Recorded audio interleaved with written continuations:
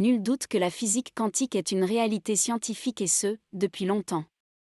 Les médecines dites alternatives qui s'en inspirent ont encore du mal à convaincre la médecine classique. Certains auteurs ou journalistes avancent que les médecines douces ne sauraient en aucun cas se substituer à une consultation médicale et que les traitements allopathiques, disent-ils, ne devraient pas être interrompus sans l'accord du médecin. L'idéal, c'est de combiner les deux médecines pour le plus grand avantage du malade. Cela dit, les différents appareils d'analyse et de traitement des fréquences utilisant notamment la technologie du scanner ne remplacent évidemment pas un diagnostic ou un traitement quel qu'il soit. A l'inverse, lorsqu'un diagnostic a été posé, pourquoi ne pas tenter autre chose, notamment lorsque la médecine classique arrive au bout de son latin?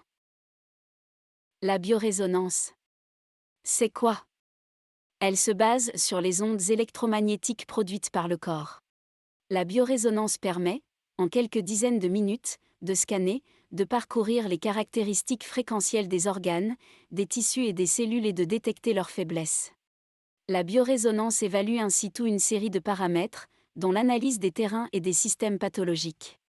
Le thérapeute peut alors identifier assez précisément quels tissus ou organes sont affectés. Bref, la biorésonance a la propriété de mesurer, de corriger, voire d'harmoniser les déséquilibres énergétiques au sein de l'organisme. On parle alors de réharmonisation des cellules. L'appareil envoie des fréquences correctrices aux organes présentant des faiblesses ou des carences. Les effets sont ressentis rapidement. Là où la biorésonance peut être un outil précieux, c'est qu'elle peut prédire l'évolution potentielle d'une dynamique morbide bien avant l'apparition de symptômes.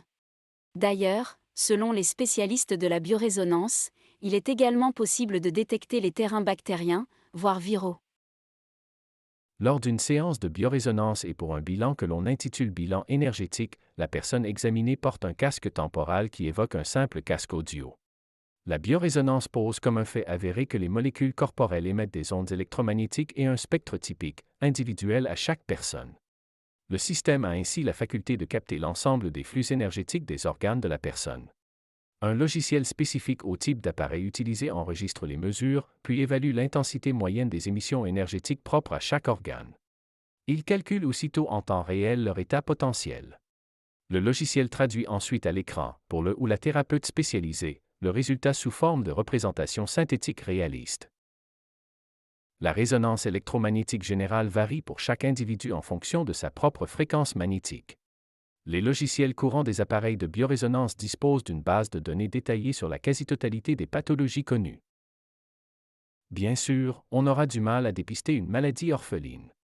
Toujours est-il que, pour les pathologies connues, le logiciel détecte les déviations énergétiques de chaque organe par comparaison avec les analyses effectuées sur la personne examinée. Il établit un bilan documenté des perturbations enregistrées. Cette technique permet alors d'identifier les pathologies les plus précises, même lorsqu'elles ne sont encore qu'à un stade de développement primaire. Et le plus étonnant, c'est que depuis quelques années, la biorésonance s'applique aussi aux animaux domestiques et grands animaux. Des travaux sur des biocompatibilités entre animaux de zoo peuvent être développés avant un déplacement coûteux, voire inutile. La biorésonance ne serait-elle pas la thérapie du futur? Et de plus, c'est une thérapie non invasive.